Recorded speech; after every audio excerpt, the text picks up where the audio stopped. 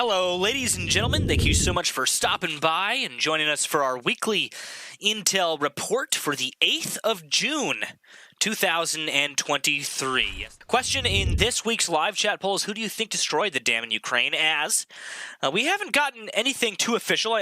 So far, we're rocking around 80% say Russia did it, and 20% say Ukraine did it. So that's kind of an interesting, quite a larger chunk of people that think Ukraine did it than I originally thought. First thing we'll lead off with, for those that don't know, a pretty large dam, and fun fact, it's a dam that we've actually talked about many times on this show in the past. For those of you that maybe might remember the early days of the stream, there was we had a live cam or two of this dam at one point, this isn't the first time that we've seen action in and around this dam. And so all of these months later, it finally has been destroyed. So again, this dam is in a Russian-controlled area of southern Ukraine. It's been destroyed. It hasn't been confirmed who destroyed it, but there is some evidence and theories pointing to the possible culprit. Ukraine's military and NATO have accused Russia of blowing up the dam, while Russia is blaming Ukraine for blowing up the dam. Again, this dam is in Russian-controlled territory. A Ukrainian dam operator, a Ukraine Hydro Enero, said the Nova Hakovka station was, quote, fully destroyed and could not be restored. So it's unclear when exactly the dam was first damaged. However, so there's reports of explosions near the dam days, even weeks before the dam exploded. There was reports of explosions, possibly shelling that occurred in that area. It's unclear when exactly the dam was first damaged, but satellite images suggest its condition deteriorated over a number of days. So it's multiple days that the condition of the dam deteriorated to the point of failure. What was the purpose of the dam?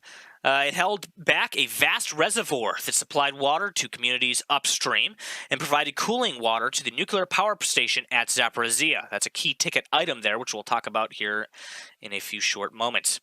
The dam was also a vital channel carrying water from the river to Russian-occupied Crimea, meaning water supplies are likely to be affected there.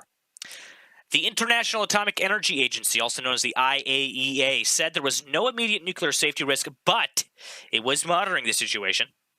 Later said that if the dam did fall below 12.7 meters, the lowest level at which water can still be pumped upstream to Zaporizhia, there were alternative water sources to keep the nuclear power plant cool.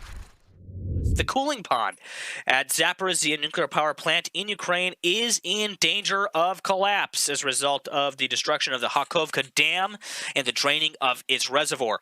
According to a French nuclear safety organization, the UN's atomic watchdog later said the plant has months' worth of water reserves that can be pumped to the power plant to cool reactors and other areas. So the World Health Organization has rushed emergency supplies to flood-hit parts of Ukraine and are preparing to respond to an array of health risks, including trauma, drowning, and waterborne diseases such as cholera, officials said Tuesday. Meanwhile, Ukraine could lose several million tons of crops because of that flooding caused by the destruction of the dam in the south of the country. The Ukrainian Agricultural Ministry has said on Thursday. So that's millions of tons of crops that Ukraine is losing because of this dam being destroyed. Because of this flooding, there's a lot of agricultural land here in Ukraine that is not going to be able to be used for this next harvest season. In other news, the Russian embassy has said that the responsibility for the unfolding tragedy in Kherson due to the destruction of the Hakovka Dam lies with Kyiv. So again, this coming from the Russian embassy. And Western countries who have supplied Ukraine with weapons in what they describe as a terrorist plot in a statement.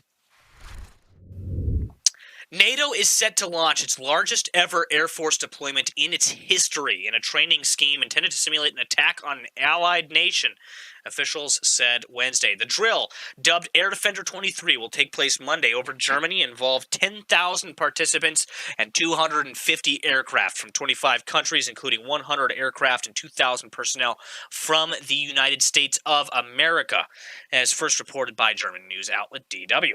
The exercises are meant to ensure a coordinated response from NATO allies under Article 5 of the Alliance's charter, which states that an attack on a NATO member nation is considered an attack on all NATO member nations.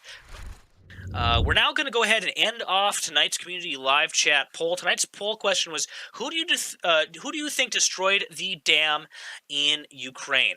And it's quite interesting. When I started the show tonight, we were about at 80% to 20%. So 80% saying Russia did it and 20% saying Ukraine did it. We're now at 69% Russia, and we're up to 31% say that Ukraine did it as well. So this is interesting. A very interesting change there. I think that's about it. I think that about sums up everything for this evening. If I missed anything, guys, send me a message. You can always PM me on Discord. You can always send me an email. I love reading your guys' emails. I read every comment. I read every message that's sent my way. Sometimes I get bombarded with them, so it takes me a little bit of time to get back to people, so bear with me. But to everybody that tuned in this evening, guys, thank you so much for stopping by. Until next time, you are watching Nemico Network.